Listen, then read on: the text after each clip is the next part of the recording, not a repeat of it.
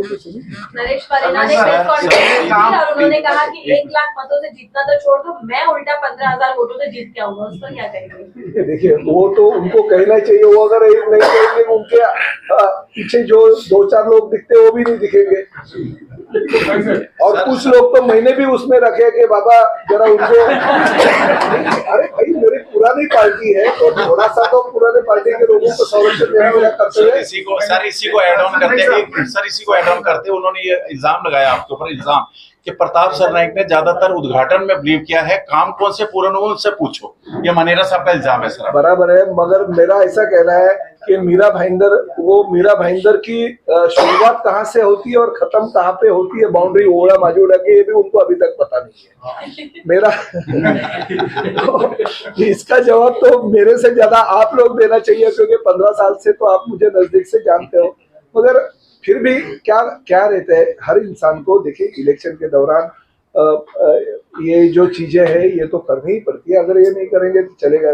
नरेश मनेरा जी मेरे अभी भी पहले भी मित्र थे, आज भी मित्र है और कल भी रहेंगे। जिस वक्त आपको शायद किसी को पता नहीं रहेगा, मगर कुछ सालों पहले जब हमारे घर में आनंद दिगे जी साहब थे तो नरेश मनेरा जी नगर सेवक थे और उन दौरान जगह चोरी बहुत बड़े पैमाने पे होती थी और दिगे साहब कभी भी कुछ गलत चीजें अगर होती है ना तो उसको माफी नहीं रहती थी। उनका दरबार में आपने धर्मवीर पिक्चर देखा है, हाँ, उनको चुकीला माफी नहीं। तो कुछ गलतियां मनेरा साहब की वजह से हो गई थी, तो जगह चोरी के एक प्रकरण में उनको 2-3 महीने जेल में दिगे साहब ने डाल दिया था, क्योंकि हकीकत थी तो जेल के अंदर थी। तो जेल के अंदर आने से बाद शिव सैनिकों ने उनको नकारा, क्योंकि दिगे साहब का गुस्सा ऐसा होता है कि उनके साथ जाएंगे उनकी भी ये नहीं होती थी, क्योंकि गलत वो कभी सहन नहीं करते थे। तो उनके उसके बाद में दिगे साहब का ये होने के बाद में वो राजनीति से बाहर चले गए थे।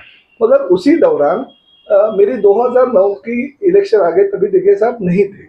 तो 2009 में उन्होंने मेरे साथ काम किया। मनेरा जी ने जब भी पहला मेरा इलेक्शन था तभी एज शिवसैनिक करके मैं रिक्वेस्ट किया उनको कि शिवसेना को ये टिकट मिली है और नया कॉन्स्टिट्यूंसी हो गया, तो उन्होंने मेरे लिए काम किया। फिर मैंने उनको रिक्वेस्ट किया कि आप अभी राजनीति में आ जाओ, कितने आप कार्यकर्ता होते। राजनीति में आने के बाद 2012 में पहली बार उनको मैंने टिकट दिलवाया शिवसेना का नगर सेवक का, और फिर टिकट देने के बाद वो एकदम कांटे की टक्कर थी। तो मैंने उस वक्त हमारे पुराने जो मित्र थे, संजय तांडेल नाम के नगर सेवक थे, उनको हमारे पार्टी में दिया, जो राष्ट्रवादी कांग्रेस में थे, और मुकेश ठुमरे नाम का एक बहुत ही बड़ा कार्यकर्ता था, उसको भी ले लिया लास्ट मोमेंट में 4 दिन पहला। उसकी वजह से पहली बार वो 300 वोट से जीत गया। फिर वापिस 5 साल के कार्यकाल में कुछ गलतियां शायद होती है, इंसान होता है, गलतियां तो होती रहती है, कभी मुझसे भी गलतियां होती है। तो फिर वो तकलीफ में आ गए, क्योंकि इंडिपेंडेंट कैंडिडेट से वो 300 वोटों से ही खाली जीते थे। फिर मेरे, क्योंकि पैदल तो मुझे लेके आना था शिवसेना का, मेरा कॉन्स्टिट्यूंसी का, फिर मैं वापिस जो रवि घरत नाम के कैंडिडेट थे उनको हमारे पार्टी में ले लिया, और वो पैनल में उनके साथ जोड़ दिया मैंने 4 जन के पैनल में। फिर वो पैनल जीत के आया। मगर इसमें शायद उनको ऐसा, क्योंकि मीरा भाईंदर के बहुत सारे नगर सेवक हमारे साथ में है, शिंदे साहब के नेतृत्व है, थाने के तो पूरे के पूरे आ गए। ये हमारे नरेश मनेरा जी छोड़ के, बीच में वो लोकसभा में आ रहे थे हमारे पास, मगर कुछ शायद कुछ ये हुआ, उनको विधानसभा लड़नी होगी, फिर वो उस वक्त आए नहीं। फिर अभी वो इलेक्शन में लड़ रहे हैं, तो फिर उनको मैं शुभकामनाएं देता हूँ, क्योंकि कैंडिडेट है, हर कैंडिडेट को शुभकामनाएं देना चाहिए।